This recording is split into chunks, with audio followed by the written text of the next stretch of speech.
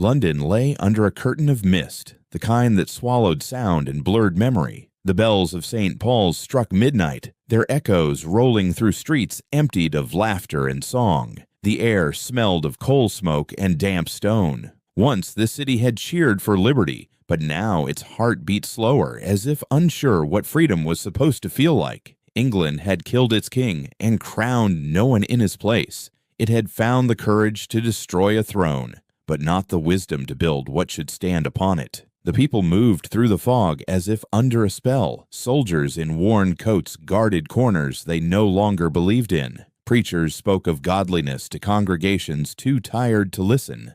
In taverns where ale was weaker and conversation cautious, voices dropped when the name of the old monarchy was mentioned. For years they had been told that the rule of one man was tyranny. Now they found that the rule of many men could be chaos. A year earlier, Oliver Cromwell had died. The Lord Protector, who had ruled England with a soldier's resolve and a preacher's conviction, had kept the nation stitched together through force of will. His death was like the pulling of a single thread, and the whole garment began to unravel. The funeral had been magnificent, the irony heavy. The man who had fought against monarchy was buried like a monarch. Black banners lined the streets, cannons thundered over the Thames, and mourners spoke of divine purpose. But behind the solemnity was fear. Cromwell's strength had been the only thing holding the fragile republic together. His son Richard inherited the title of Lord Protector, but not his father's authority. Gentle, uncertain, more scholar than soldier, he found himself surrounded by wolves who smelled weakness. The army that once obeyed Oliver now looked at his son with contempt. Generals debated policy instead of following it. Parliament, long resentful of Cromwell's dominance, reasserted itself and demanded the right to govern. The fragile balance that had kept the nation from breaking collapsed in a tangle of suspicion. England's experiment in republican government began to crumble almost immediately. The army, parliament, and the remnants of the old royalist class watched one another with open hostility. Each claimed to serve the good of the nation, and each undermined the other. The people, who had endured 2 decades of war, famine, and taxation, no longer cared who ruled them. They wanted only peace. They wanted bread that was not taxed twice, and homes that were not searched by soldiers. The ideals that had once inspired rebellion, the promise of liberty, the purity of faith, the vision of a new Jerusalem, had faded into exhaustion. The Republic had won the war, but it had lost its soul. Theaters remained closed, Christmas forbidden, and joy itself treated as sin. In Cromwell's England, laughter was dangerous. Music, painting, and poetry were suspect.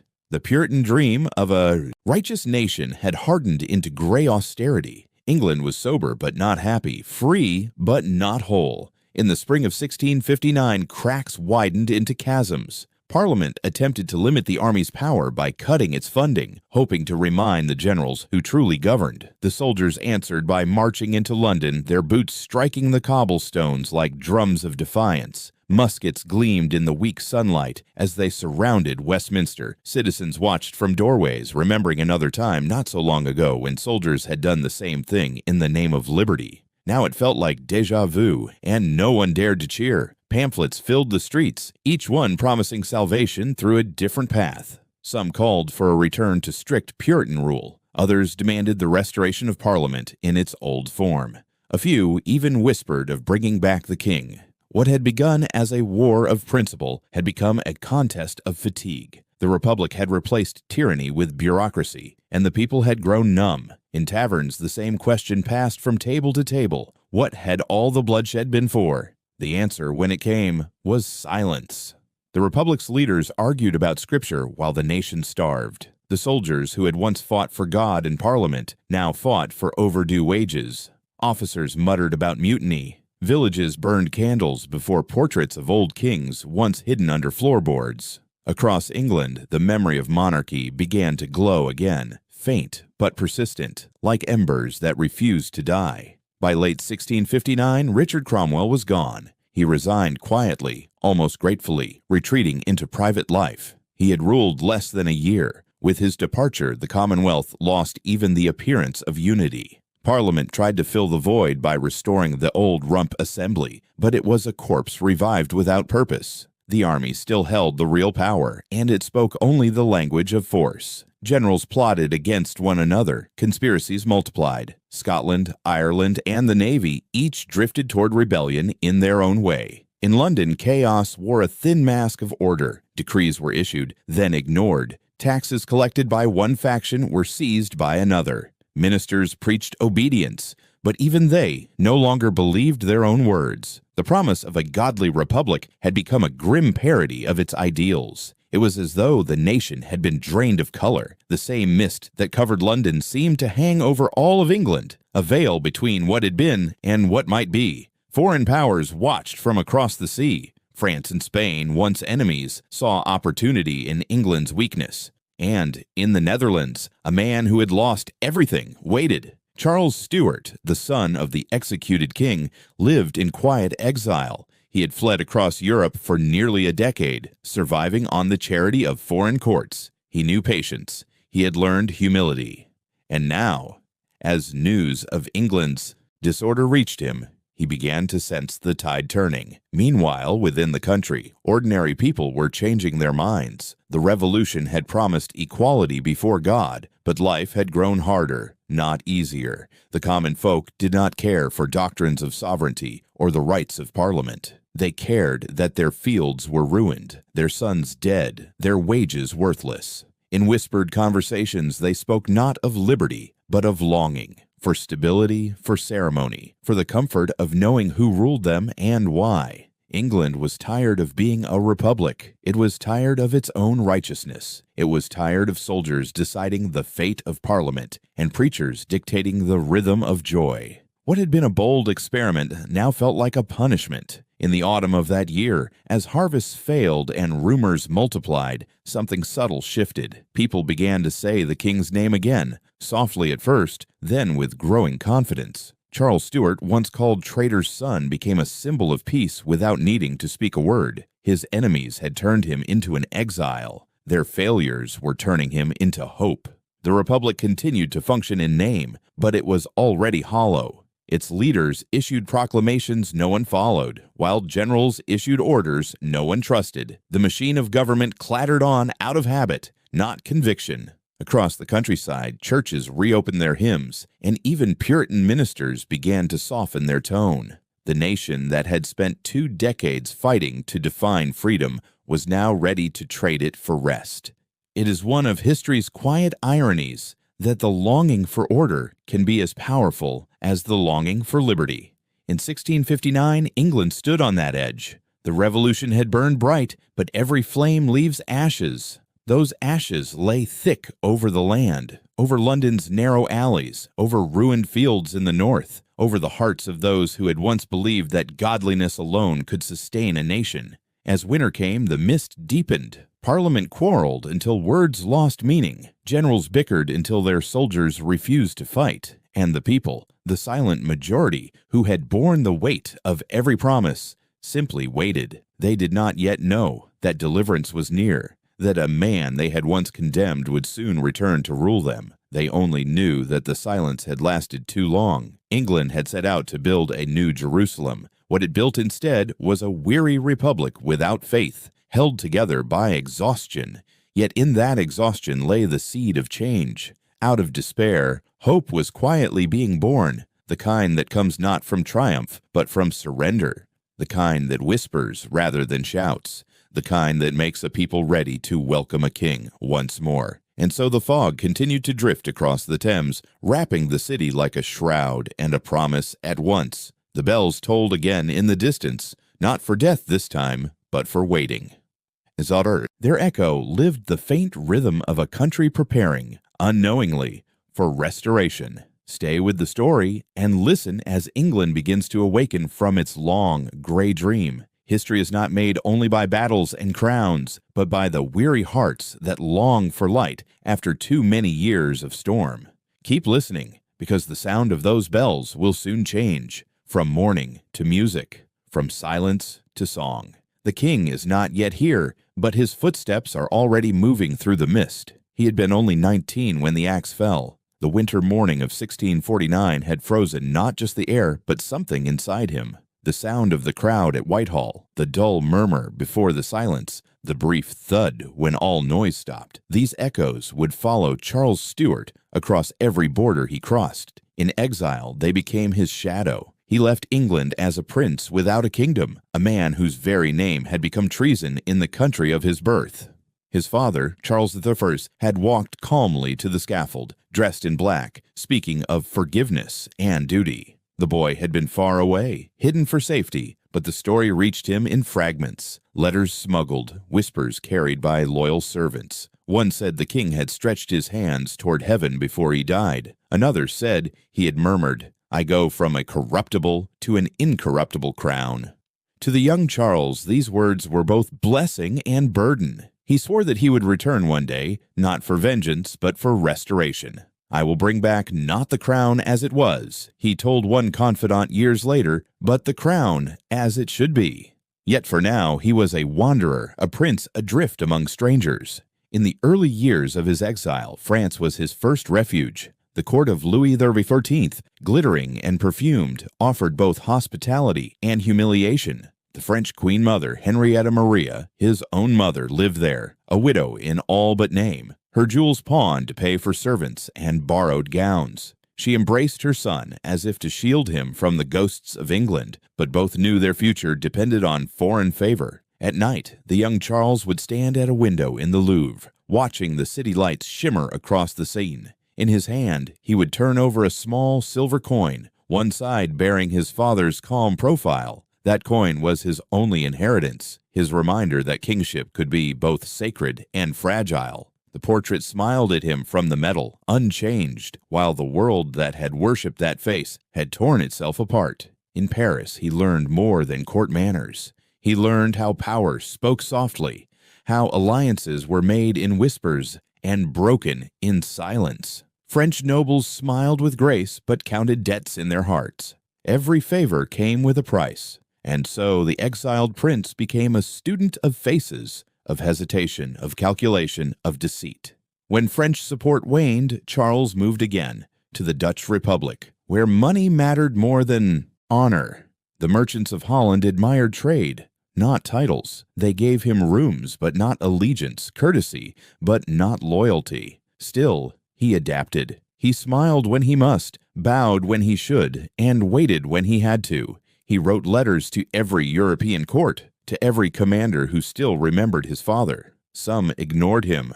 Others offered sympathy instead of ships, but he never stopped asking. His greatest chance came in 1650, when the Scots, weary of Cromwell's growing power, invited him to take their crown in Edinburgh. It was not love that drove their offer, but politics. They wanted a king they could control, a Stuart bound by their church. Charles knew it, yet he accepted. A crown, even one on borrowed terms, was still a crown. He landed in Scotland under cold gray skies, a young man among wary allies. They demanded he sign the covenant, a declaration of strict Presbyterian faith. He hesitated only a moment before taking the pen. Survival, he had already learned, sometimes required submission. For a time, it seemed fortune might favor him. Supporters rallied, soldiers gathered, and old banners of the Stuart cause fluttered once more. But Cromwell's army, hardened and disciplined, swept north like an iron tide. The decisive blow came at Worcester in 1651. The battle was chaos and noise, the end of a dream fought on borrowed ground. Charles's army scattered, outnumbered, and outmaneuvered. He fled on horseback, cloak torn, face streaked with dust, pursued across fields and villages by men who knew no mercy for kings. For 6 weeks he hid, sometimes in barns, sometimes in the homes of peasants who risked their lives to protect him. There were moments when a single footstep on a creaking floor could have ended the Stuart line forever. One night, he hid in the hollow of an oak tree while Cromwell's soldiers searched the woods below. He held his breath as torches flickered through the branches. Later, when peace returned to the land, that tree would become legend, the royal oak, symbol of survival and providence. But for Charles, it was not legend. It was a night of hunger, cold, and silence so deep that even the memory of his father's voice seemed distant. He escaped across the sea to France again, not as a prince in exile now, but as a fugitive with a price on his head. His companions were few, his debts many. In taverns and inns across Flanders, he was known only as Mr. Jackson, or the tall gentleman. He learned to live quietly, to hide his pride behind wit.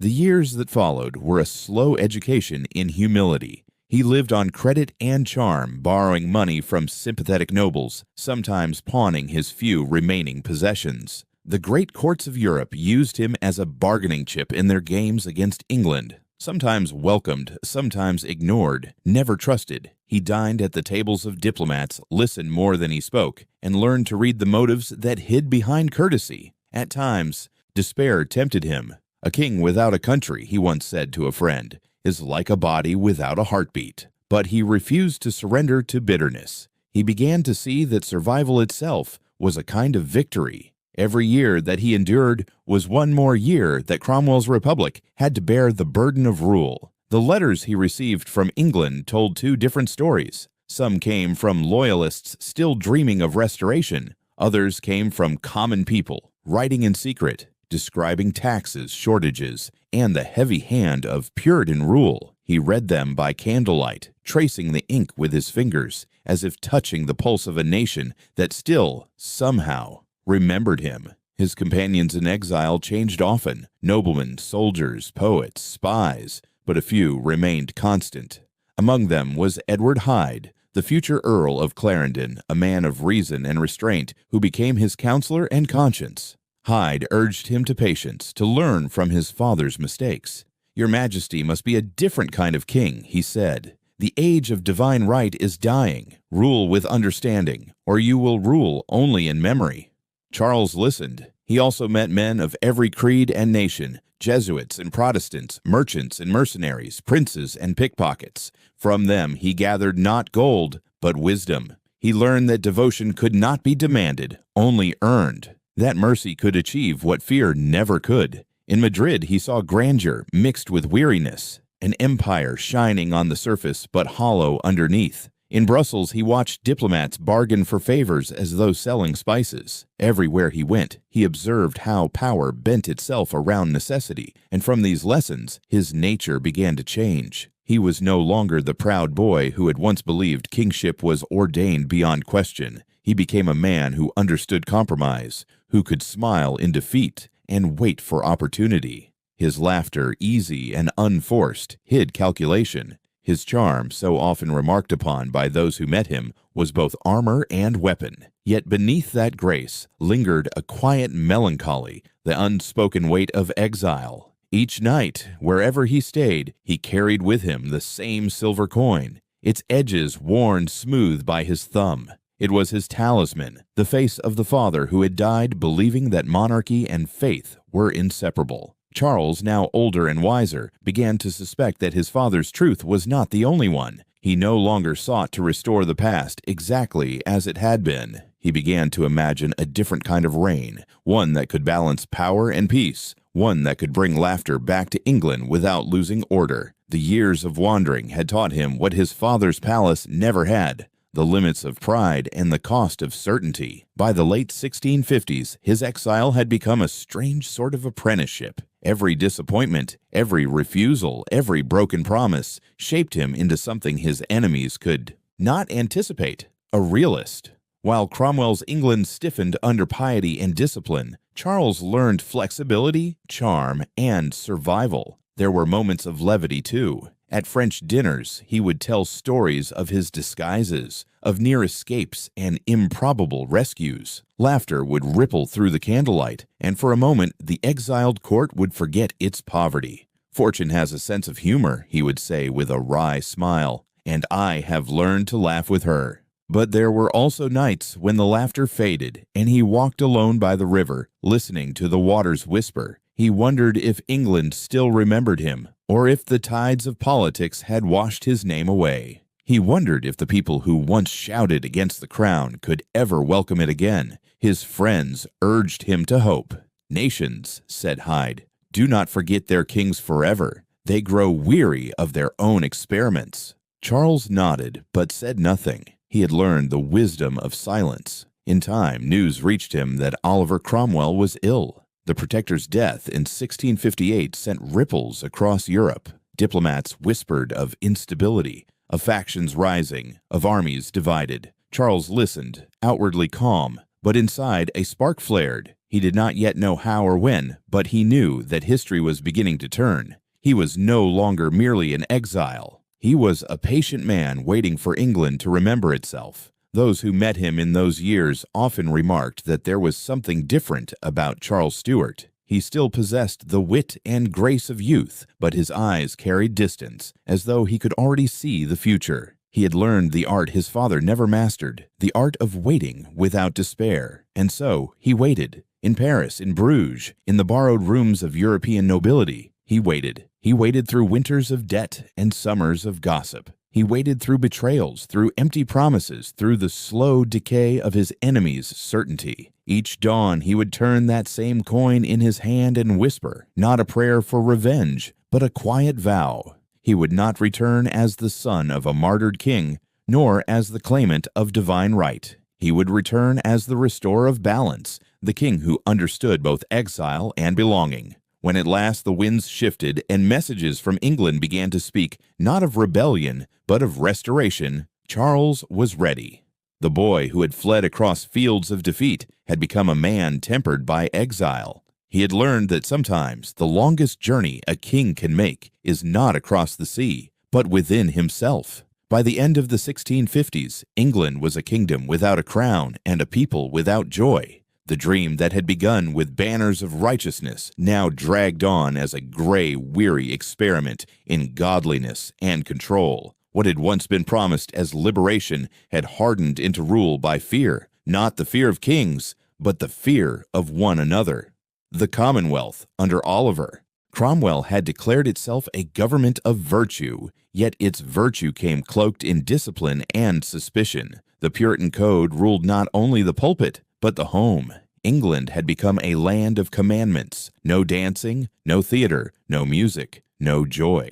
Taverns were shuttered. Christmas was outlawed, and laughter, once the natural sound of London's streets, was treated as sin. The very idea of beauty was suspect. Painters and poets, who had once filled halls with color and verse, now worked in silence or fled abroad. The playhouses that had echoed with Shakespeare's words stood dark, their stages swallowed by dust. A land that had once sung now spoke only in sermons. Taxes rose to fund the army and the fleet, draining merchants and farmers alike. The same soldiers who had been hailed as heroes of liberty now enforced obedience at the point of a pike. Local magistrates, often chosen for their piety rather than their wisdom, governed by scripture more than by sense. Even the smallest pleasures, a glass of ale, a song in the night, a maypole in the village green, were suspect, policed by men who believed that holiness could be legislated. In this England, color itself seemed to fade. Black and gray replaced the bright silks and velvets of the Stuart court. The sound of bells, once marking feast days and celebrations, now tolled only for worship or death. It was not that the people had turned against faith. They had simply grown weary of its weight. Life had become a sermon without end, and yet beyond the sermons, beneath the silence, something human endured. The longing for music, for theater, for story, for simple joy could not be stamped out. In hidden rooms, musicians still played softly. In the back rooms of inns, small groups whispered verses that once graced the globe. People still remembered what it meant to be alive before the Commonwealth's iron discipline had settled over them. The Puritan leaders called their rule a godly reformation, but for most of England, it was simply exhaustion. The Civil War had torn families apart, drained treasuries, and filled graves. Now the peace that followed felt colder than war itself, a peace without laughter, without life. Farmers muttered that the Lord Protector had become a new kind of monarch, one without a crown, but with a power far greater. Merchants grumbled at the taxes that fed endless wars against Spain and the Dutch. Preachers thundered about sin from the pulpit, but even they began to sense the congregation's eyes dull with fatigue. The Commonwealth had promised order through righteousness. It delivered order through fear. When Cromwell died, he left not a government, but a machine, and no one to oil its gears. His son Richard lacked his father's presence, his soldiers' respect, and his people's awe. The machinery of the state continued to grind, but it produced nothing but resentment. By 1659, England had become what one pamphleteer called a weary garden where no flowers dare bloom. The people had grown tired of being ruled by sermons. They did not crave sin, only life. They longed not for indulgence, but for normalcy. In their hearts, they began to recall the world before the war. They remembered the days of pageantry under the Tudors, the laughter of the Stuart court before the storm. They remembered theater and song, weddings and festivals, open markets and bright parades. They remembered color, and in the evenings, when the curfews had quieted the streets and only the sound of a distant church bell lingered, some whispered to one another, "We do not ask for heaven, we only wish for laughter again." That longing, quiet, persistent, almost guilty, became the heartbeat of a nation ready to turn. While politicians argued and preachers warned, ordinary people began to look backward, not forward. For the first time in years, nostalgia became a kind of resistance. To remember joy was to reject fear. The tavern keepers who secretly brewed ale again, the actors who read plays in barns, the musicians who hummed forbidden tunes, they were not rebels in the political sense, but they carried a rebellion of the heart. And in time, that rebellion would matter more than any manifesto or army decree. Meanwhile, power in the Commonwealth no longer lay in Parliament or the people. It lay in the hands of the new model army, the very force that had once been hailed as England's savior. The army had been Cromwell's creation, disciplined, devout, and loyal to the cause rather than the crown. But now, without Cromwell, it was an army without a master. Generals debated theology as much as tactics, and officers quarreled over who should rule in the protector's place. It was said that Parliament could pass a law only so long as the army allowed it. In every town, soldiers enforced order, not as servants of the state, but as its spine. Yet even within their ranks, unity had begun to crumble. Some officers remained loyal to the Republican ideal. Others dreamed of monarchy restored. Some feared anarchy more than kingship. The cause that had once united them, liberty under God, now meant different things to different men. At the top of this uneasy structure stood George Monck, the most enigmatic of them all. A professional soldier, silent and cautious, he had served under Cromwell with distinction, but without passion. Unlike many of his comrades, he was not driven by ideology, but by an instinct for stability. Monck commanded the English forces stationed in Scotland, far from the feverish politics of London. From his cold northern post, he watched as Parliament dissolved itself in endless arguments and generals fought over scraps of power. He saw a nation spinning without direction and an army too divided to hold it together much longer. Where others saw opportunity, Monck saw danger. He had lived through civil war, through bloodshed and division, and he wanted no more of it. Sword, he once said quietly, is a poor substitute for law. But the generals in London no longer listened to such caution. Ambition had replaced purpose. Factions plotted, Republicans, Presbyterians, Independents, each claiming to guard England's soul, while the people starved for bread and peace.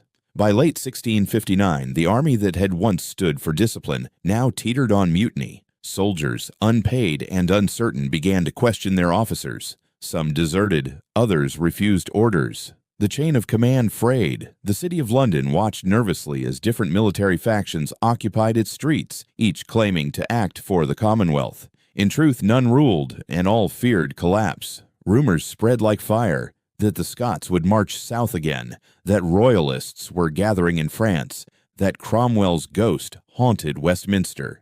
George Monck listened, waited, and wrote no letters he did not mean. To some, he appeared loyal to the Commonwealth. To others, a man biding his time. He understood, perhaps better than any of them, that the real power no longer lay in declarations or oaths, but in the quiet will of a nation that had grown tired of ideology. The soldiers who guarded Parliament no longer cared about theology or politics. They wanted wages, food, and home.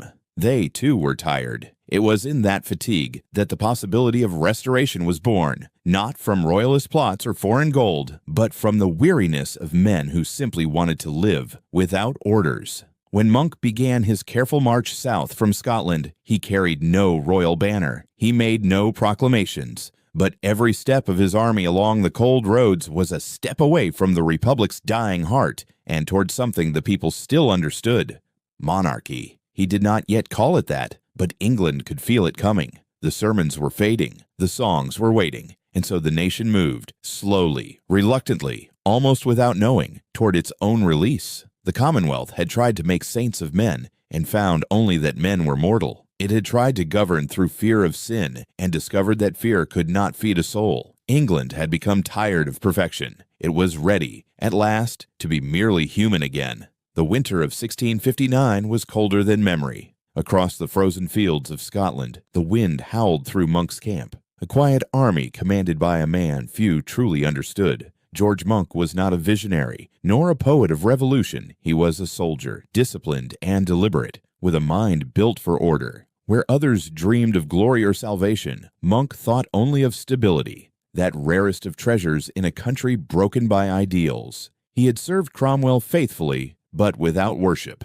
To him, the Protector had been neither tyrant nor savior, but simply the only man capable of holding chaos at bay. When Cromwell died, Monk had not wept. He had merely watched and waited, knowing that the real test was not in the living of great men, but in what followed after them. He distrusted passion. He distrusted speeches. He trusted only the quiet logic of necessity. His face, always unreadable, seemed carved from weather and restraint. Those who served under him said he could march an army through a storm without a word and still be obeyed. As England tore itself apart once more, generals feuding, parliaments dissolving, preachers denouncing one another, Monk kept silent. But behind that silence, something was forming, a calculation not of ambition, but of timing. He had seen enough revolutions to know that the hour of reason always comes when everyone else has shouted themselves hoarse. From Edinburgh, he wrote carefully to London, letters without flourish, every sentence measured, every word neutral. He pledged loyalty to the Commonwealth, but his tone betrayed nothing. To the Republicans, he was their last reliable general. To the Royalists, he was their secret hope. To himself, he was simply a man waiting for England to decide what it wanted to be. By early 1660, the country was collapsing under the weight of its own contradictions. The army was mutinous, Parliament impotent, and trade paralyzed. The streets of London whispered one name again: the King.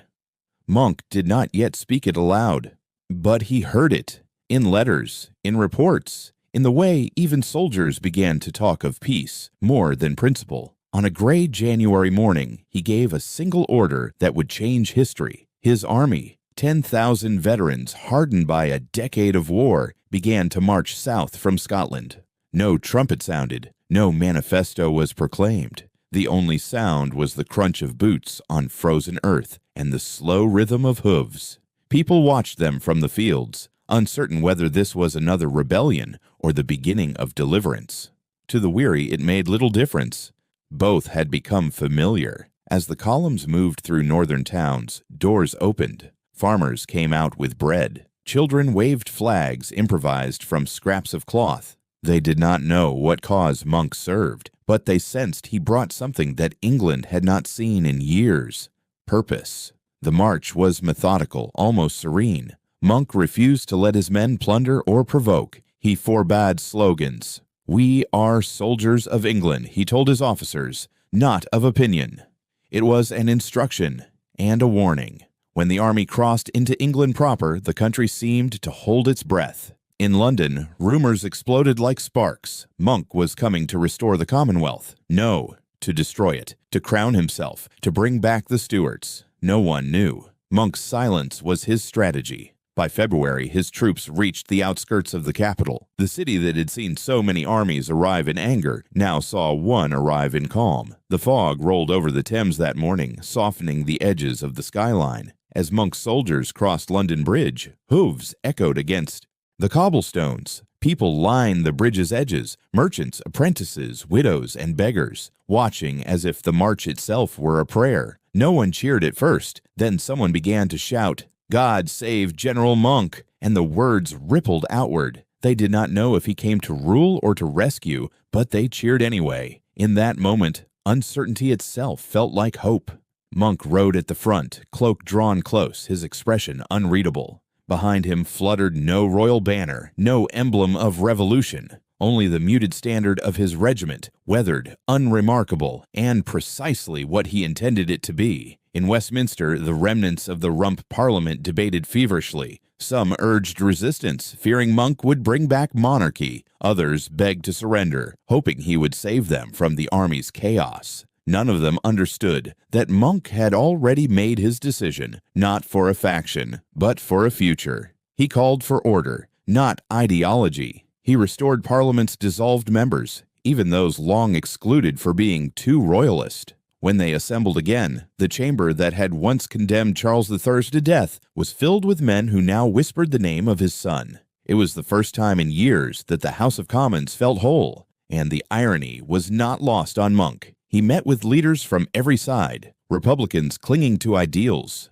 Presbyterians hoping for compromise, Royalist envoys testing his loyalty. He listened more than he spoke, allowing each to believe he leaned their way. It was a game of patience, and no one played it better than he. At last, when all sides had exhausted their arguments and the city itself seemed ready to burst, Monck broke his silence. He addressed Parliament in his usual calm tone, not as a conqueror, but as a custodian. The people of this nation, he said, have tasted too long the miseries of division. They seek not dominion, but settlement. Let there be peace, and let it be secured under lawful authority. He did not yet say king. He did not have to. Everyone understood. Outside, the city was stirring. Pamphlets circulated faster than law could control them. Monck the deliverer, some cried. Monck the traitor Cruchaud, cried others. But beneath every accusation was the same truth. The wheel was turning, and England could not stop it. In March, Monck ordered that the members of the Long Parliament, those expelled 11 years before, be readmitted. It was a gesture small in form but vast in meaning. For with their return, the balance shifted. The restored Parliament voted to dissolve itself and call new elections for a convention Parliament. That act, modest, procedural, almost bureaucratic, was the quiet hinge of history. For the first time since 1649, England had a Parliament not born of revolution, but of reconciliation. Monck did not celebrate. He went about his duties with the same measured calm, reviewing troops, signing papers, keeping his own counsel. But those close to him noticed a change, a faint relief, as if he could finally breathe again. He had done what few soldiers ever could. He had won without fighting. And yet, the question remained, what next? Letters began arriving from across the Channel, from the exiled court of Charles Stuart. Each one was cautious, deferential. The king-in-waiting dared not presume too soon. Monck, ever cautious, did not respond immediately. He let Parliament take the first step, as he knew it would. When at last the Convention Parliament assembled in April 1660, its mood was clear. The members, weary of war and sermon, declared for restoration. They sent an invitation across the sea, not a plea for conquest, but a call for return. The message was simple. Your Majesty, the kingdom is ready for peace. Come home. And it was Monck who ensured the message would be delivered. He had begun as a servant of Cromwell, bound by duty. He ended as the architect of a nation's rebirth, guided by necessity. Those who tried to read his heart found it difficult. Was he a monarchist in disguise, a republican grown wise, or merely a soldier tired of chaos? Perhaps all, or perhaps none.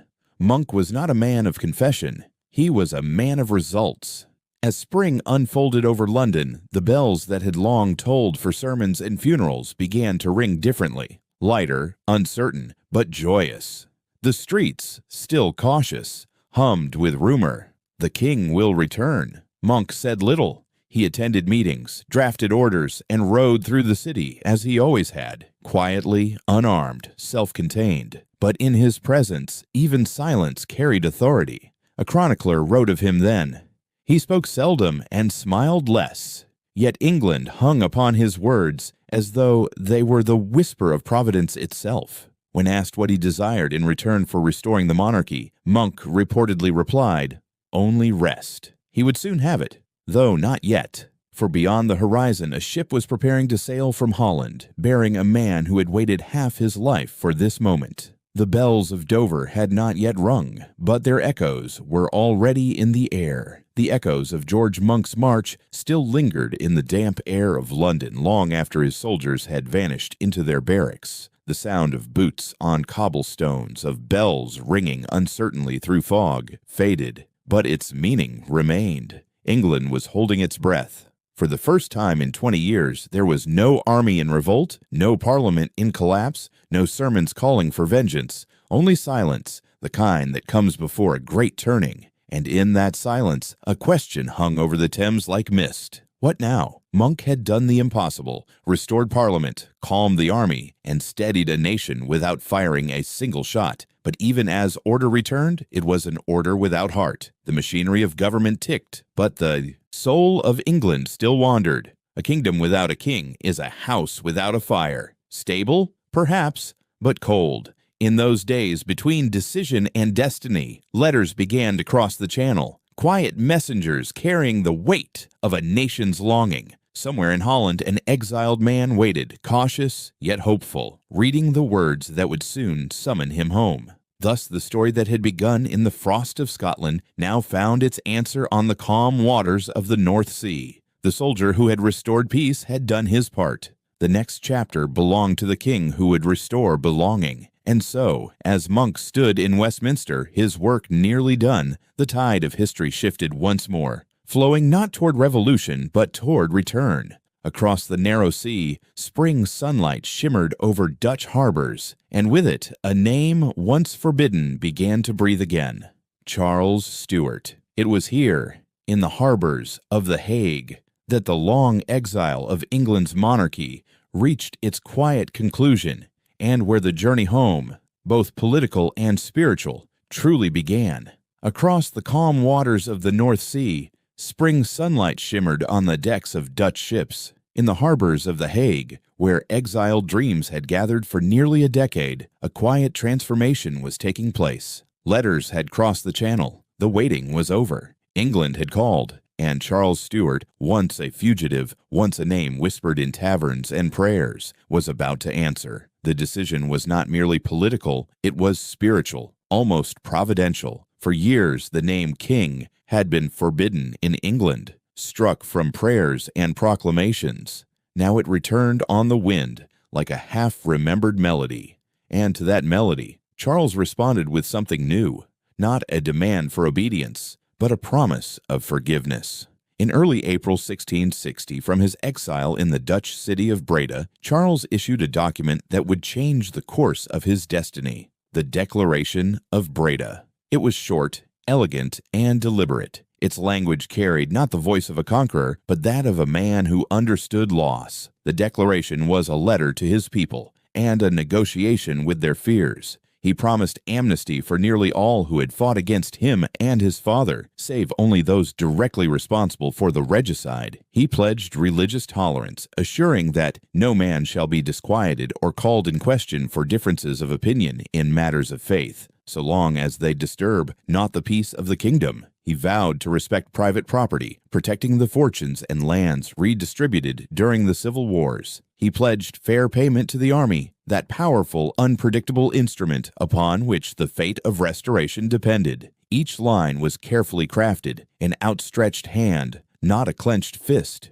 It was, as one chronicler later wrote, a proclamation not of victory, but of reconciliation, the sound of a theater being opened rather than a throne reclaimed. Charles had learned in exile what few monarchs ever did, that a crown worn without trust is no crown at all. The Declaration of Breda was his attempt to earn that trust before he ever set foot on English soil. He did not speak of divine right or vengeance. He spoke of peace, of healing, of the simple dignity of a nation ready to forgive itself. In its restraint lay its brilliance. The Declaration did not demand loyalty, it invited it. It spoke to the weary heart of England, to farmers who had lost sons in battle, to merchants who had seen trade falter, to preachers who no longer knew which authority to obey. It was a balm for a people tired of righteousness and ready at last for mercy. When news of the Declaration reached London, it spread faster than any law or sermon could contain it. Printed copies passed from hand to hand, read aloud in taverns and marketplaces. People stopped in the streets to listen. Amnesty, someone whispered. Tolerance. The king forgives. The words themselves became a kind of music. For 11 years, England had lived under silence, a silence broken only by the marching of soldiers and the preaching of virtue. Now, for the first time in a generation, the city erupted in laughter. Bells that had not rung since the days of Charles III pealed once more across the Thames. Church choirs dared to sing God Save the King, and no one dared to stop them. In Westminster, the new Convention Parliament read the Declaration with care, line by line. Even those who had once fought against monarchy found themselves nodding. The promises were not threats. The tone was not triumph. It was, above all, reasonable, and that made it irresistible. The members voted almost unanimously to invite Charles back to claim his throne. When the news reached the streets, London exploded in celebration. Windows were thrown open, ribbons and garlands appeared overnight. The air smelled of smoke and joy. One diarist wrote, "The bells rang all day, and the people shouted till they were hoarse. It was as though England had awakened from a dream." There was a strange humility in the jubilation. The people were not welcoming a conqueror, but welcoming back a part of themselves, the memory of laughter, of color, of belonging. In the palaces of The Hague, Charles received the news with quiet satisfaction. He was only 30, but the lines on his face told of a man twice that age. He had waited half a lifetime for this moment, yet his expression was calm. He had seen what power without compassion could do, and he did not intend to repeat it. He met his ministers and friends and read aloud the formal invitation from Parliament. "They call me home," he said simply, "and home I shall go, not as a master, but as a servant of peace." Preparations began at once. The Dutch fleet offered ships. The States General sent gifts. Diplomats, clergymen, and exiled royalists gathered like pilgrims before a holy voyage. Flags were unfurled, trunks packed, and prayers said. Charles moved among them with measured grace, gracious to all, distant to none. He thanked the Dutch for their hospitality, forgave those who had once turned him away, and ensured that every gesture of his departure carried dignity, not triumph. As the morning of May 25th, 1660 dawned, the royal vessel, Royal Charles, lay ready at anchor in the harbor of Scheveningen. The sky was a clear blue, the sea calm as glass. Crowds gathered along the docks, waving and weeping. Charles appeared on deck in a plain, dark coat, his long hair lifted gently by the wind. He paused, looking eastward, toward the land that had sheltered him, and then westward, toward the misted horizon where England waited. Some said he murmured, "At last." Others swore he whispered his father's name. As the anchors were raised and sails unfurled, the ship began its slow glide into the open sea. Cannons fired salutes from the shore, musicians played, and on the distant English coast, watchers on the cliffs of Dover strained their eyes toward the horizon. The journey across the channel was short, but it carried the weight of 20 years. Each wave that lapped against the hull seemed to erase a decade of exile. Each gust of wind seemed to whisper forgiveness. By the afternoon of May 25th, the coast of England appeared through the mist, white cliffs gleaming beneath the sun. On the docks of Dover, a crowd had gathered long before dawn. Soldiers, sailors, magistrates, and children pressed together, all waiting for the moment history would become present. When the ship appeared, a cheer rose that rolled like thunder over the sea. Bells rang from every church tower, their echoes carried inland by the wind. The flags of England, long hidden, long forbidden, now flew freely again. Charles stepped ashore, his boots touching English soil for the first time in 15 years. For a moment, he said nothing. He simply looked around, at the faces of his people, at the sky of his homeland, and smiled. It was not the smile of conquest. It was the smile of return. Old men wept openly. Women held up their children to see. Some knelt in the mud, whispering prayers.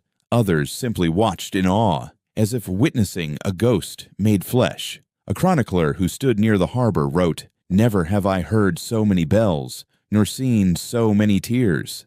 The sea itself seemed to rejoice. From Dover, the royal procession began its slow journey to London. At every village and crossroads, people lined the way, tossing flowers, shouting blessings, ringing makeshift chimes from tin and copper. The road was alive with color again. For years, the Commonwealth had tried to wash the brightness from England. Now, every mile of that journey seemed to bring the color flooding back. When the royal coach entered Canterbury, choirs sang Te Deum. In Rochester, church bells pealed all night. And as the procession neared the capital, thousands more joined the line. Nobles, soldiers, beggars, and poets, all walking, all following the sound of home. London itself had transformed. Streets were swept, buildings hung with banners. From the windows of houses once draped in Puritan gray, now fluttered silk and laughter. The River Thames, lined with boats, shimmered beneath garlands of light. On May 29th, the king's 30th birthday, Charles entered the city to a roar that seemed to lift the sky. Confetti of flowers rained from the rooftops. "God save the King" echoed through every square, every alley, every heart. 11 years had passed since the monarchy had fallen, and yet the memory of it had never truly died. It had merely slept, waiting for the sound of bells. Charles raised his hand in quiet acknowledgement. Behind him rode George Monck, grave as ever, his mission fulfilled. Ahead of them lay Westminster, and a throne no longer tainted by blood or pride, but burnished by hope. It was, as one observer said, not the return of a ruler, but the restoration of a heartbeat. The restoration of 1660 was not born of triumph. It was born of weariness, wisdom, and forgiveness. The people had fought for liberty and found its cost unbearable. The king had wandered in exile and found humility. Between them, they built not a new kingdom, but a second chance. And so the bells of London rang until nightfall, each peal mingling with the cheers, the music, and the sound of waves beyond the horizon. A nation exhaling after 20 years of holding its breath. England at last had come home to itself. The sea breeze that carried Charles Stuart home seemed to breathe life back into the entire kingdom. When his boots touched the soil of Dover and the cheers rose like thunder, it was as if the island itself had awakened from a long gray sleep. The march of Monck's disciplined army had stilled the storm. Now, the tide of history carried its answer across the channel. From that moment, England no longer spoke in whispers of restoration, it was living it. The journey from Dover to London was not merely the return of a monarch, but the slow rekindling of a nation's heartbeat. Flowers filled the roads, bells sang from steeples, and for the first time in years, laughter echoed louder than sermons. By the time Charles reached Westminster, the joy had become something larger than celebration. It was redemption. The wounds of rebellion and exile had not vanished, but they had softened in the warmth of forgiveness. And so, as the sun rose on May 29, 1660, both a king and a country were reborn. The cheers that had followed him from Dover now swelled into a roar that shook the stones of London. The city of fire, plague, and civil strife once again became the city of light. That morning, the day of his 30th birthday,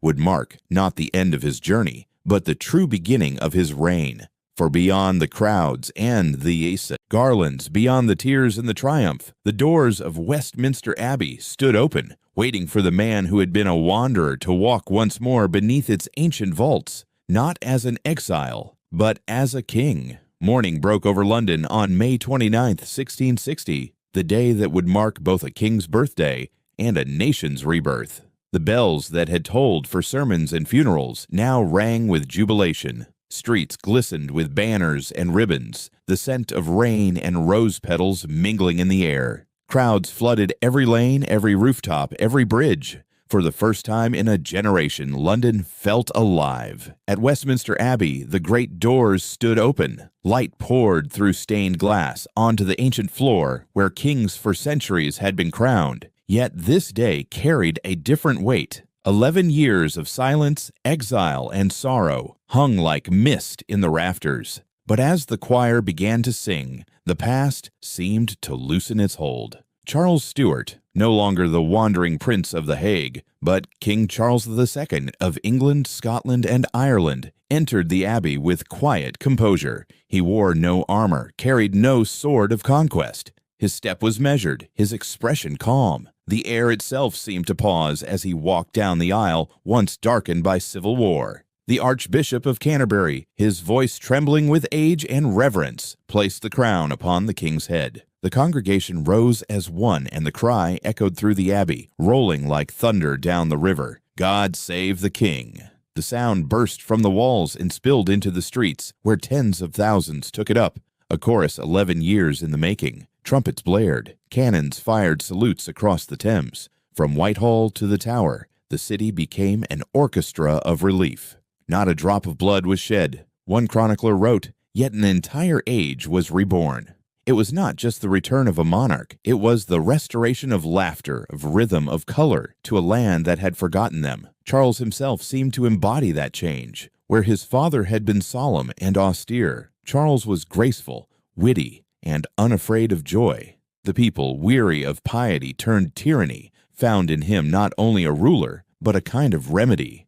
The theaters reopened first, their doors unbarred after nearly 20 years of silence. Curtains lifted to reveal new plays, new voices, new faces. The stage once again belonged to life rather than judgment. Women, for the first time, appeared as actresses, their laughter and presence symbolizing a kingdom awakening from its gray dream. Music returned to the streets, fiddles in taverns, choirs in cathedrals, trumpets in the royal court. Painters, poets, and architects found patrons once more. London, once the capital of restraint, blossomed into a capital of creation. Fashion followed. Silks and lace replaced Puritan black. The king's court became a theater of elegance. Gold brocade, powdered wigs, jeweled shoes. Yet beneath the glamour, there was something deeper. The rediscovery of humanity itself. Charles delighted in this rebirth. He loved conversation, art, and wit. His court became a salon of thinkers and entertainers, where philosophy mingled with laughter. He walked among his subjects freely, smiling, speaking with ease, and listening, truly listening, in a way few monarchs ever had. They called him the Merry Monarch. The name fit. After 2 decades of sermons and severity, England's soul craved warmth, and Charles provided it. But beneath his charm lay the caution of a man who had learned the fragility of thrones. He kept his promises from Breda. Amnesty was granted widely. Former soldiers of the Commonwealth were allowed to return to peace, their service acknowledged, their pensions paid. Families who had once feared persecution now breathed easier. Yet mercy had its limits. For the regicides, those who had signed his father's death warrant, the new king could not turn a blind eye. Justice, though measured, had to be seen. Some fled abroad, others were captured and tried. A few paid the ultimate price, not in cruelty, but in solemn judgment. The message was clear: reconciliation, yes, but not forgetfulness. Still, the vast majority of England saw only forgiveness. The trials were brief, the vengeance contained. Unlike so many restorations in history, this one did not drown itself in revenge. Charles knew that the kingdom's true healing required restraint. He was not blind to irony. The same parliament that had once declared monarchy a crime now swore allegiance to him. The same army that had fought to destroy the crown now marched in his parades. Yet Charles, ever the realist, harbored no illusions. He accepted loyalty where he found it, and suspicion where he must. He governed not as a prophet, but as a pragmatist. In the months following his coronation, the rhythm of England transformed. Churches still preached, but their sermons softened. Markets grew busy again. The navy expanded. The colonies stirred. Trade revived. The streets that had once echoed with sermons now thrummed with music and the murmur of commerce. At Whitehall, Charles presided with a light touch. He preferred discussion to decree, persuasion to punishment. His council meetings were as likely to end in laughter as in argument. He often quipped, "If men will not love the king, they shall at least love his company." That was his genius. Where his father had demanded reverence, Charles invited affection. Artists like Sir Peter Lely filled the royal galleries with portraits of beauty and ease. Architects such as Christopher Wren began sketching visions that would later transform London's skyline. Writers like John Dryden found new freedom in words. The Restoration was not only political, it was cultural, sensual, alive. And yet, under the elegance and wit, there lingered a quiet wisdom. Charles never forgot the years of exile. He had eaten at borrowed tables, slept in foreign inns, lived by others' charity. He had seen his father die for principle, and he had learned that survival required flexibility. He once told his court, half in jest, "I have learned not to be too serious, for serious men have lost me kingdoms." The courtiers laughed, but the truth was sharp. His humor was armor, his ease, a kind of statecraft. He ruled as a man who understood that joy could be as powerful as law. The restoration was not the return of tyranny, as some had feared, nor was it a revolution in disguise. It was something rarer, a reconciliation between memory and hope. On warm evenings, Charles would walk in St. James's Park, feeding ducks by the pond, nodding to citizens who bowed as he passed. No guards marched beside him. To see the king in such simplicity, smiling, unguarded, became a symbol of what the new era meant. It was said that he carried in his pocket a small silver coin, the same that bore his father's face, and would sometimes turn it between his fingers when alone. Perhaps he did so on that first night after his coronation, when the cheers had faded and the candles guttered low. The crown on his head was heavier than he remembered, but the burden on his heart was lighter. England, too, felt that lightness. After years of sermon and sword, the people rediscovered the art of living. Music drifted again over the Thames. Plays filled the nights and taverns hummed with stories. For the first time in decades, the kingdom did not tremble. It danced. Charles had promised not to rule as his father had, and he kept that promise. He ruled as a man who had been taught by loss how precious laughter could be. A contemporary writer captured it best. He found England in mourning and left it singing. And so, the merry monarch, once the prince in exile, sat upon the throne that had cost his family so dearly, not as an avenger, but as a reconciler. His reign began not with conquest, but with applause. The streets of London glowed that night with candlelight, every window bright. Along the river, music echoed and bells rang again, not for a victory, but for the simple joy of being whole. The kingdom, like its king, had learned that survival is not only endurance, but grace.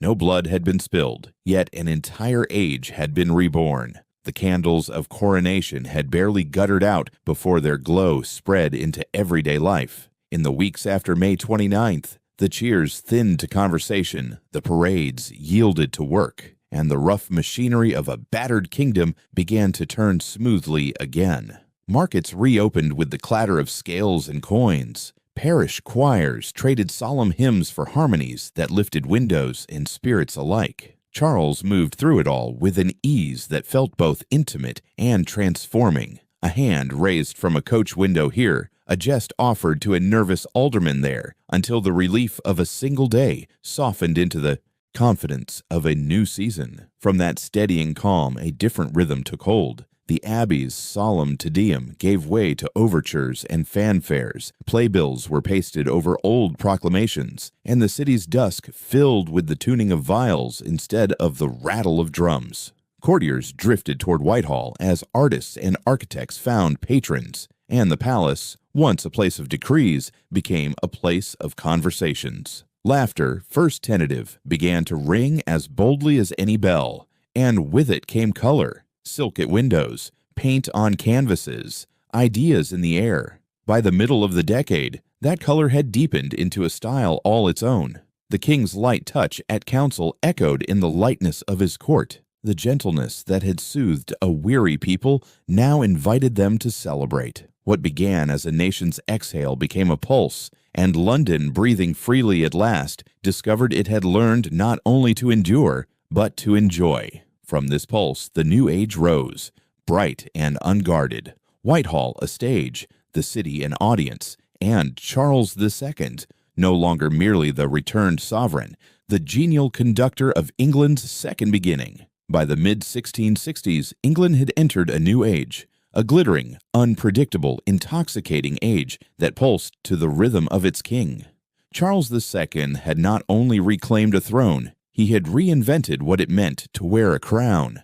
The gray, stern world of Puritan England dissolved into a blaze of color and music. The court at Whitehall, once a fortress of sermons, now shimmered with laughter, wit, and velvet. It was said that under Charles II, London itself began to breathe again. Candles flickered late into the night along the river. Coaches rolled through the streets carrying courtiers in silk and lace. Perfume hung in the air where once had drifted the smell of gunpowder and smoke. The capital became a theater, and the king its most dazzling performer. In the heart of it all stood Whitehall Palace, not merely the seat of power, but the stage of an era. Painters, poets, and musicians came and went as easily as soldiers once had. The old austerity of Cromwell's rule was replaced with conversation charm and a taste for spectacle. Theaters, closed for 2 decades under Puritan rule, now reopened with a burst of creative energy that Europe had never seen. And for the first time in English history, women stepped onto the stage. Their appearance shocked some, delighted others, and fascinated the king. Among them was a girl of quick wit and unpolished grace, Nell Gwynn, an orange seller turned actress whose laughter could stop a room. The people adored her because she was theirs, common-born, lively, and utterly real. From the pit of the theater to the gilded galleries of the palace, Nell's name was whispered with affection. Charles saw her perform one night and laughed louder than anyone. That laughter would turn into affection, and affection into a bond that defied courtly decorum. Nell would never bear a title or a crown, but she would earn something rarer, the king's genuine fondness, unmarred by politics. Behind the velvet curtains and candlelit banquets, however, the Restoration Court was a world of delicate balance. The king's charm drew people close, but it also made his world dangerous. Beauty, ambition, and loyalty danced together in a fragile waltz. Charles was surrounded by women who mirrored the splendor and the temptation of his reign. There was Barbara Villiers, the bold and imperious mistress who dominated the early years, her beauty fierce, her influence legendary. Her portraits hung in the palace, her laughter echoed through corridors, and her will could shape even royal decisions. Then came Louise de Querouaille, the elegant Frenchwoman sent from the court of Louis the Vertoin. Graceful, refined, and politically shrewd, she brought whispers of Versailles into London. Her accent, her perfume, her manners, all seemed to carry the fragrance of French diplomacy. Each woman represented a different facet of the Restoration: passion, intrigue, and cultural exchange. And Charles, ever the diplomat in matters of the heart, balanced them all with a mix of humor and fatigue. The court became a mirror of England itself, brilliant and restless, creative yet chaotic. Painters captured its faces, poets immortalized its scandals. There were feasts, masquerades, and music that filled the night. Foreign ambassadors marveled at the freedom of speech, the grace of the king, and the energy of a society reborn. But beneath the laughter, the court also hid unease. Charles's wit and charm could not disguise a truth that even he could not ignore. He had no legitimate heir. He had children, many of them, but all were born of mistresses. Not his queen, Catherine of Braganza, the Portuguese princess who brought him alliance and dowry, but no sons. Their marriage, though cordial, remained distant. Catherine was devout, dignified, and sorrowfully aware of the affairs that filled her husband's life. Charles treated her with kindness, even tenderness, but not devotion. His heart was scattered among his loves, and his court reflected that fragmentation. The illegitimate sons of the king grew up amid splendor and uncertainty. He granted them titles, Dukes of Monmouth, Grafton, Richmond, St. Albans, and raised them with affection, but each title carried a shadow, the unspoken truth that none of them could inherit his crown. As the years passed, the contrast between the brilliance of the court and the vulnerability of the throne grew sharper. The laughter grew louder, perhaps to drown out the silence that followed when the music stopped. Londoners adored their merry monarch. They loved his wit, his ease, his ability to turn a crisis into a jest.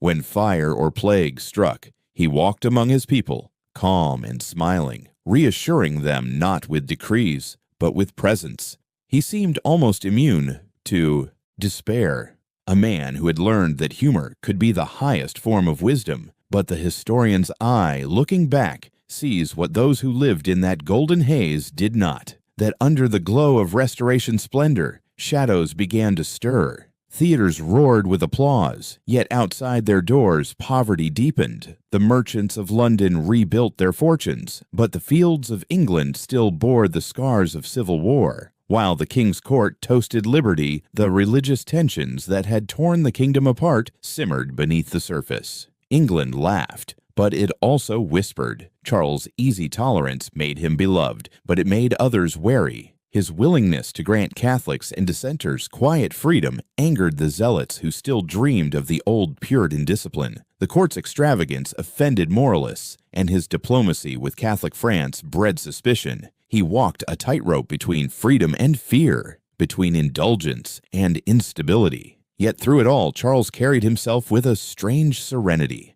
Perhaps it was wisdom born of exile, the understanding that kingdoms, like people, could not be ruled forever by passion or principle alone. He once told a friend, "I do not make wars of religion. I leave those to men who believe themselves infallible." It was a dangerous philosophy in an age of faith, but it was also the one thing keeping England at peace. Meanwhile, at Whitehall, the evenings continued, candlelight glinting on glass, music echoing through galleries, laughter rippling through the rooms. Poets read verses to applause. Dancers whirled in silk. The scent of orange blossoms, Nell Gwyn's signature perfume, drifted through the corridors. To stand in those halls was to believe that joy itself had triumphed over history. But history never sleeps.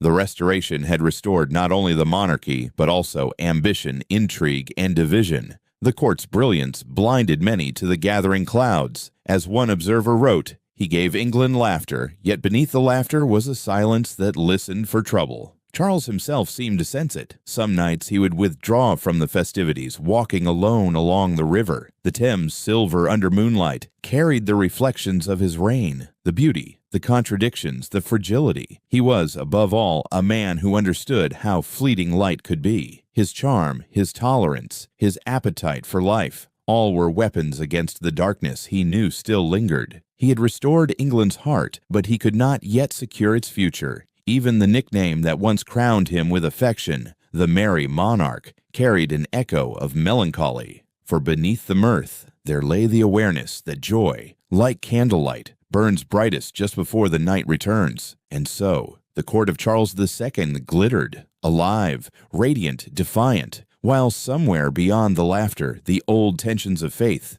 power and legacy began to stir once more. The historian's voice, looking back across centuries, might well whisper, Charles brought back joy to England, but beneath that joy, the shadows were already waking. The music did not end so much as it changed key. What began as a waltz of velvet and viols at Whitehall slowly resolved into a quieter, tenser melody beneath the city's bright surface. The candles still burned late, the playbills still fluttered on doorways, and the king still smiled with that disarming ease. Yet in the pauses between laughter, London learned to listen again. Murmurs crept into the alleys that silk could not soften and song could not drown. Prices rising, ships delayed, sermons sharpening. The very ease that had taught England to breathe also taught it to hear the faint rattle behind the music. Even Charles felt it, the way a seasoned sailor senses a change in weather before the sky admits it. He kept the court moving, kept the theaters open, kept wit as his shield. But he walked the gardens more slowly, lingered longer by the river, and looked up at the wind's direction with a practiced eye.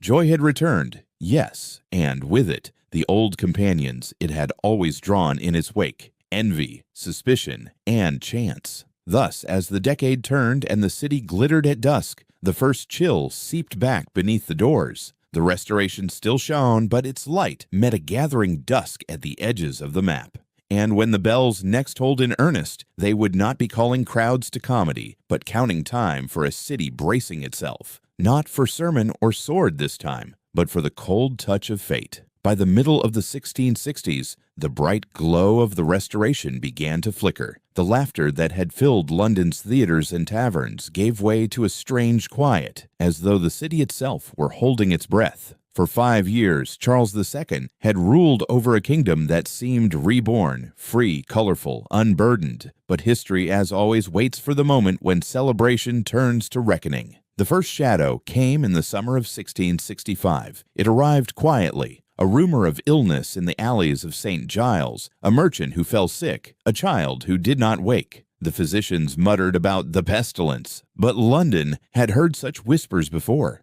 Life went on until the church bells began to toll. Day after day the bells rang. Soon they rang so often that the living could no longer tell one death from another. The Great Plague had returned. At first, people laughed nervously, refusing to believe. But as the heat of summer deepened, the air grew heavy, not with perfume or music, but with dread. Shops closed, markets emptied, theaters fell silent again. By July, the plague had consumed the city. Chroniclers wrote that the dead numbered in hundreds each day, then thousands. By autumn, more than 100,000 souls had perished, a fifth of London's population. The city that had once danced in celebration now stood still. The streets were deserted, doors marked with red crosses. "Lord, have mercy upon us." Dogs and cats were killed in fear that they spread the sickness. The rich fled to the countryside. The poor prayed in silence. Even the king could not stay. Charles and his court withdrew to Hampton Court, then to Oxford, hoping distance would save them. For the first time since his return, his presence, once the source of calm, was gone.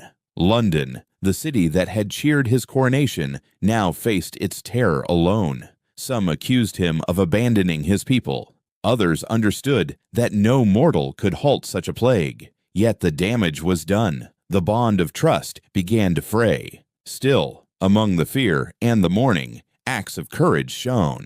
Physicians like Thomas Sydenham stayed in the city, tending to the sick. Clergymen prayed over the dying when no one else dared approach. And in narrow streets, grave diggers worked by torchlight, their faces hidden behind cloth masks, ensuring that even the nameless dead would find a resting place. When winter came, the plague retreated as suddenly as it had struck. But London was left hollowed, quieter, humbler, and scarred. Charles returned in early 1666 to a city that greeted him not with music, but with relief. He rode through streets still lined with boarded houses and shuttered shops, and for the first time he looked out over his capital and saw not celebration, but fragility. Yet fate had not finished with London. In September of that same year, 1666, as the last embers of plague cooled, fire found the city. It began in the early hours of September 2nd, in the bakery of Thomas Farriner on Pudding Lane.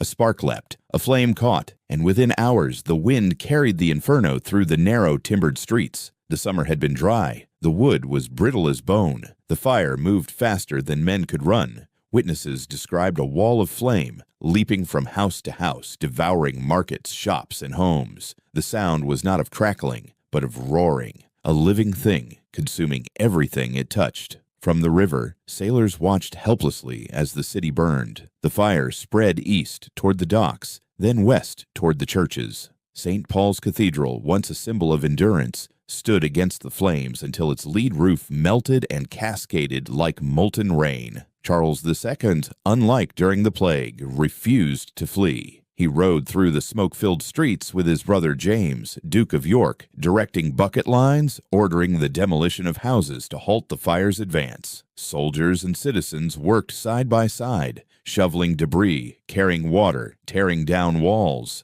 A chronicler later wrote, "In that moment there were no rich or poor, no lords or commoners, only Londoners. For 4 days the fire raged. On the 5th, when the wind finally fell silent, the city lay in ashes. Over 13,000 houses, 87 churches, and most of the medieval city were gone. Yet, amid the ruins, something remarkable happened. Despair gave way to resolve. Charles stood before his council and declared that London would rise again, not as it was, but as it should be. 'Let us build not of wood,' he said, 'but of stone.'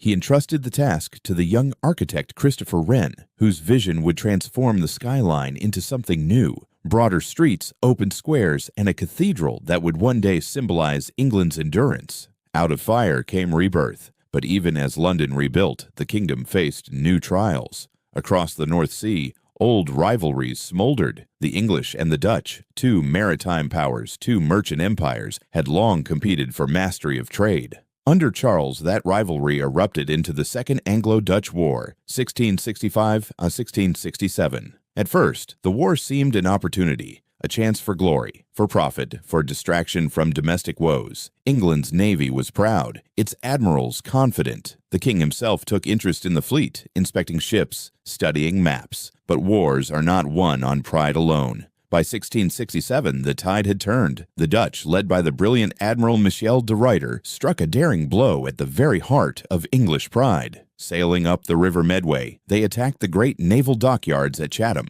where England's fleet lay anchored, undefended. It was an audacious assault. English ships burned in their moorings. Others were captured. The Dutch towed away the Royal Charles, the very ship that had once carried the king home from exile. London awoke to shame. The fire had taken its buildings. Now the war had taken its pride. Charles faced Parliament. His easy humor dimmed. "We have learned," he said quietly, "that no fortress is stronger than unity." But unity was precisely what England lacked. The treasury was drained, the navy humiliated, and the people restless. To survive, Charles needed money and allies. England's merchants were wary, Parliament distrustful. In desperation, he turned to a familiar but dangerous friend, Louis XIV of France. In 1670, the two kings signed the Treaty of Dover, a secret agreement that revealed the quiet desperation of the merry monarch. Louis promised to send Charles substantial financial aid, gold enough to free him temporarily from dependence on Parliament. In return, Charles pledged to support French policies in Europe and to ease restrictions on English Catholics, perhaps even to one day convert himself to Catholicism in private. It was a masterstroke of diplomacy and a betrayal of principle. The treaty was kept secret, known only to a handful of the king's closest confidants. To the public, Charles appeared as a patriot rebuilding his nation. In truth, he was balancing survival against his soul. Historians still debate whether he ever intended to fulfill the religious promises. Some say he used Louis for gold and never planned to bend his faith. Others believe that in private moments, Charles envied the certainty of the Catholic Church, a structure strong enough to outlast kings and wars. Either way, the choice marked a turning point. The Restoration, once built on joy and tolerance, had begun to sink into compromise. The king who had once embodied freedom now relied on secrecy to hold his crown. A historian would later write, "The plague tested his courage. The fire tested his compassion. The war tested his pride. But the treaty tested his soul." In those years, Charles seemed older, quieter. He still laughed, still charmed, but there was something guarded behind his eyes. He knew that the price of peace was rising, and that laughter, once his greatest weapon, could no longer hide the cracks beneath the crown. London, meanwhile, rose again. New buildings stood where ashes once lay. St. Paul's began to rise under Wren's hands, and the people, resilient as ever, returned to their markets and taverns. The capital glittered anew, but its heart had changed. The merry monarch had survived plague, fire, and war, but he had also learned the oldest lesson of kingship, that joy and sorrow walk together. His reign was no longer the bright carnival it had been. It had become something deeper, a balancing act between beauty and burden. And though he still smiled for his people, the historian's voice whispers through time. Charles II, who once ruled by charm alone, now ruled by necessity. The laughter of England had cost him more than he ever dared admit.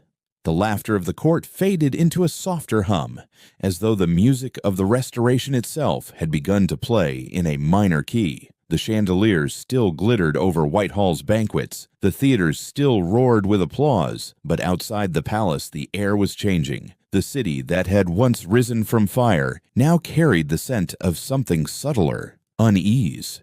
Charles, older now, had learned that the crown's weight was not measured in gold, but in silence. The pauses between applause, the eyes that watched too closely, the whispers that never stopped. He had survived plague, fire, and humiliation at sea, yet peace brought its own kind of peril, the slow, invisible decay of trust. The Thames reflected the glow of rebuilt London, but beneath the light lay the restless current of old fears. Religion, once buried under the laughter of the merry monarch, began to stir again. Pamphlets circulated, sermons grew sharp. The same streets that had celebrated the king's return now murmured of plots and prophecies. Within the palace, Charles walked slower, spoke less, and listened more.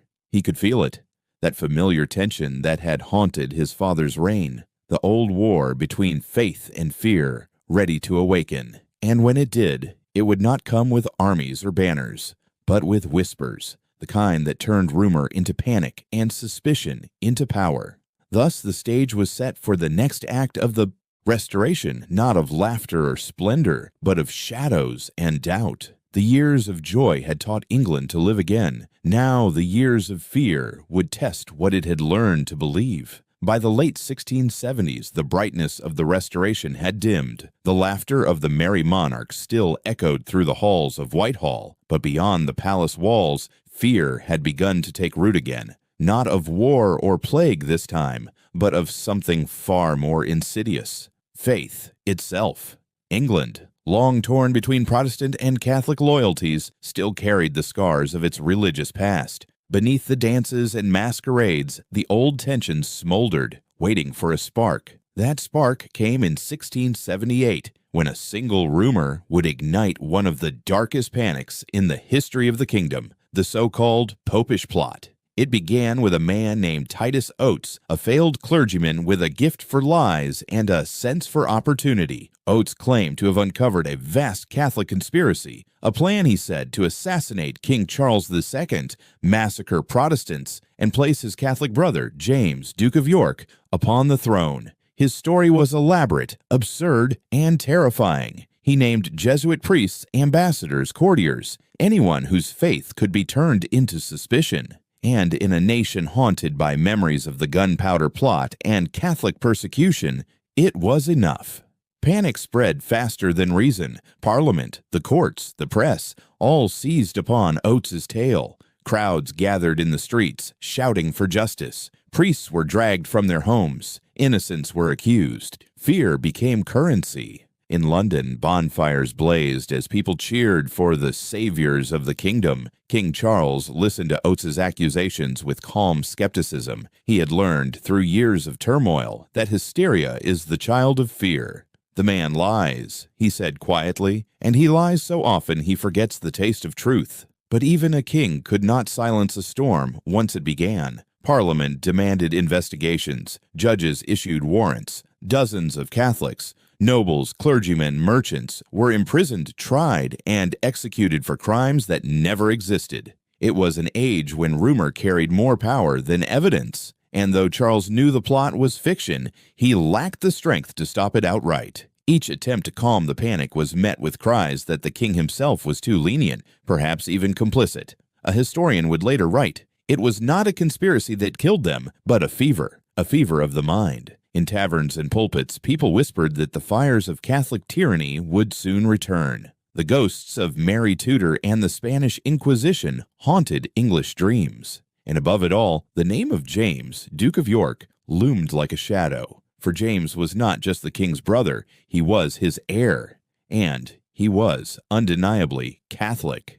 The question of succession, which had long rested quietly in the background, now tore the nation apart. Could England endure another Catholic ruler? Could the brother of Charles, the same Charles who had restored peace and laughter, undo it all by inheritance? Thus began the Exclusion Crisis, one of the most divisive political battles of the 17th century. In Parliament, two great factions took form. Those who sought to bar James from succession, led by men like Anthony Ashley Cooper, Earl of Shaftesbury, became known as the Whigs. Those who defended the principle of hereditary monarchy regardless of religion were called the Tories. It was more than a political argument. It was the birth of modern party politics. Whig and Tory, two names born of fear and loyalty, would echo through centuries of British governance. Charles watched as the debates raged. He listened to passionate speeches from both sides, to pleas from his ministers, and to warnings from foreign ambassadors. But above all, he listened to the voice inside him that remembered civil war, the sound of gunfire, the cries of division, the image of a father dying for conviction. He had seen what zeal could do. He had seen England burn for belief, and he would not let it burn again. When the Whigs pressed for legislation to exclude his brother, Charles resisted. not out of love for James, though he loved him deeply, but out of a determination to preserve the fragile balance that had kept the kingdom from tearing itself apart once more. "Gentlemen," he said to Parliament, his tone calm but unyielding, "I will not be made a tool to disinherit my own blood. I have seen England kill one king for conscience. It shall not kill another for fear." The tension in the realm was palpable. Protestants feared a return to Catholic rule, Catholics feared persecution, and the king stood between them, holding back the tide with nothing but his patience and his will. As the crisis deepened, the streets of London became a stage of anxiety. Pamphlets circulated daily, some praising the king's moderation, others condemning his supposed betrayal. Preachers thundered from pulpits, warning of divine wrath. Every tavern conversation seemed to end with the same question: who will rule us when the king is gone? And in quiet moments, Charles himself asked the same question. He was aging now, his once dark hair flecked with gray, his eyes lined by years of laughter and disappointment. The court still glittered, but he had grown weary of performance. He walked slower, spoke less, and when he smiled, it was tinged with sadness. Those close to him said that he often gazed at the portrait of his father, Charles III, hanging in the palace gallery. Once, after a long meeting with ministers, he stopped before it and whispered almost to himself, "I have seen England burn for faith, and I will not throw another log upon that fire." It was his quiet creed, moderation as survival. He could not undo the past, but he could prevent it from returning. And so he played the part of the cautious mediator, pardoning where he could, delaying where he must, speaking softly even when shouted at. When Parliament pressed too hard, Charles dissolved it. When the Whigs threatened rebellion, he waited them out. His patience, once mistaken for indifference, became his shield. The popish plot eventually collapsed under its own absurdity. The false witnesses contradicted themselves, the supposed letters vanished, and the truth, or something close to it, began to emerge. Titus Oates was exposed as a liar, his web of deceit unraveling in public. But by then, the damage was done. Innocent men were dead, the nation divided, and suspicion had seeped deep into the veins of England. The king's reputation survived, but it was not unscathed. To many Protestants, he seemed too forgiving. To Catholics, too cautious. He belonged entirely to neither side, a monarch of ambiguity in an age that craved certainty. Yet perhaps that was his strength. For in an era when fanaticism ruled hearts, Charles chose balance. He knew that the laughter of his early reign could not return. The world had grown older, darker, more cynical, but he still believed that peace, even fragile peace, was worth any sacrifice. The historian of later centuries would look back and write, "He ruled not as a man of conviction, but as a man of memory, and memory in England was a heavy crown." As 1681 dawned, the exclusion crisis reached its height. The Whigs demanded once more that Parliament bar James from succession. Charles, calm as ever, refused. When words turned to threats, he dissolved Parliament again. This time, for the last time in his reign, he had outweighted his enemies. In the silence that followed, the factions scattered, exhausted. The popish plot faded into rumor, and England, bruised but unbroken, drifted toward uneasy calm. In those quiet years, Charles often walked alone through the gardens of Whitehall. The air smelled of rain and coal smoke. The city hummed softly beyond the walls. He would pause beneath the old elm trees, hands clasped behind his back, and watch the river slide past. To some, he was a weak king, too hesitant, too forgiving. But to others, he was something rarer, a man who had seen enough fire to understand the cost of kindling. He had preserved his brother's right to the crown, though he knew it might one day destroy what he had built. But for now, England was at peace, and that, to him, was victory enough. And so, in the twilight of his reign, as the city he had rebuilt shimmered under candlelight, Charles II, the merry monarch, the survivor of storms, finally found a kind of stillness. Not triumph, not redemption, but peace.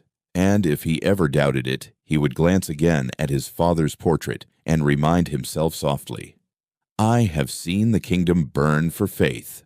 I shall not let it burn for fear."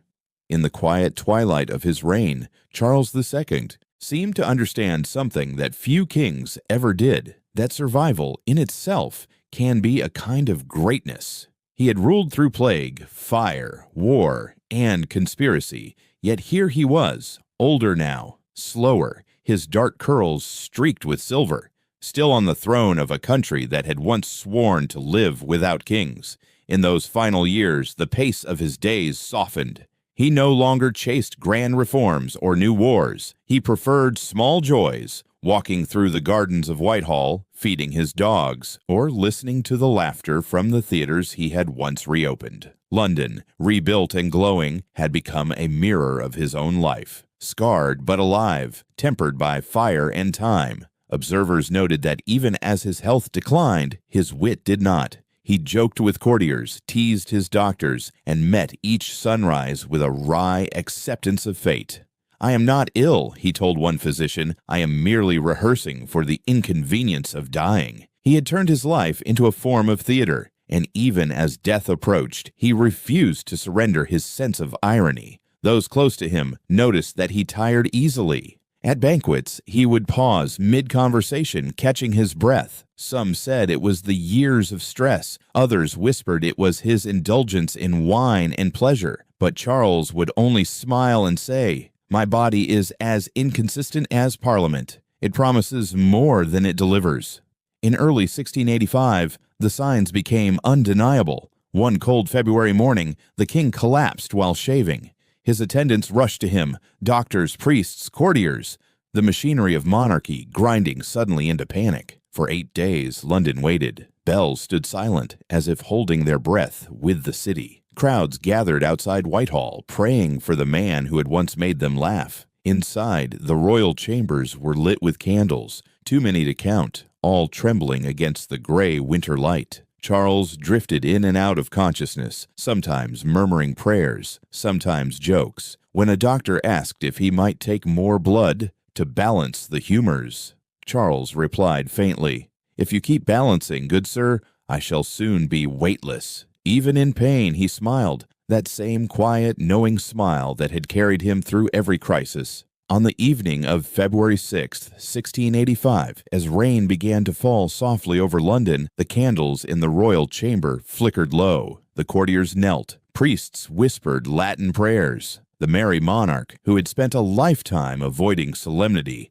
lay still at last. Before the final moment, he opened his eyes one last time and said, with gentle humor, "Let not poor Nellie starve." It was a plea for Nell Gwynn, his most beloved companion, a small human kindness at the edge of eternity. Then, almost as if amused by the irony of it all, he added, "Do not let me die just yet. I have not yet learned how to do it." Moments later, the rain outside grew heavier. The candles fluttered and went out one by one. Charles II, King of England, Scotland, and Ireland, the man who had brought joy back to a weary kingdom, was gone. The news spread slowly through the damp streets. London did not weep as it had for princes or martyrs. It sighed, long and low, as though exhaling a story that had finally ended. A contemporary wrote, "He died as he lived, lightly, kindly, and without pretension. There was no thunder, only rain." The reign of Charles II closed not with revolution or triumph, but with peace. And in that peace lay the true measure of his legacy. He had restored the monarchy, but not its old absolutism. He had returned the crown to England's head, but bound it gently to the consent of its people. The Civil War had destroyed the illusion of divine kingship. Charles's reign had taught the kingdom that a monarch could exist within limits, a king not of command, but of compromise. In doing so, he unknowingly laid the foundation for what later generations would call constitutional monarchy, a system where crown and parliament would coexist, neither supreme, neither destroyed. He was not by any measure a conqueror or a visionary. He built no empires, won no glorious wars, and left no heirs to continue his bloodline. But he did something subtler, something rarer. He made his people remember how to trust a king again. As one historian would later write, he was not the greatest of kings, but he made monarchy human once more. He did not rule by fear, but by charm, and in a nation scarred by zeal, that was miracle enough.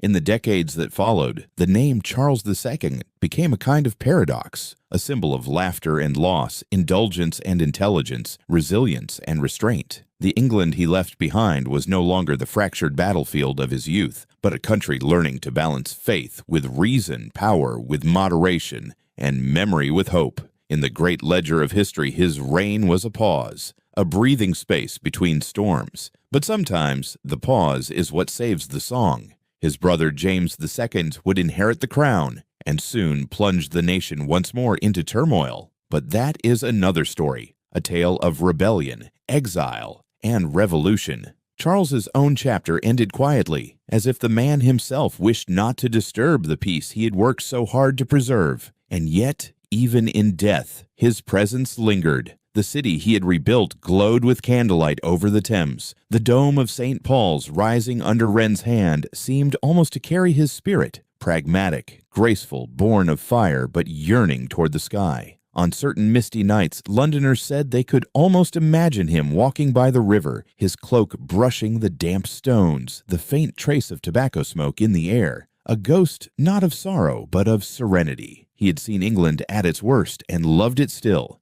He had faced hatred, plague, fire, and fear, and answered them not with anger, but with laughter. That laughter, gentle, ironic, enduring, was his true crown. And so, the voice of history concludes softly. From the ruins of civil war, from the smoke of fire and the silence of plague, a new England arose, not built by swords, but by the quiet will to live.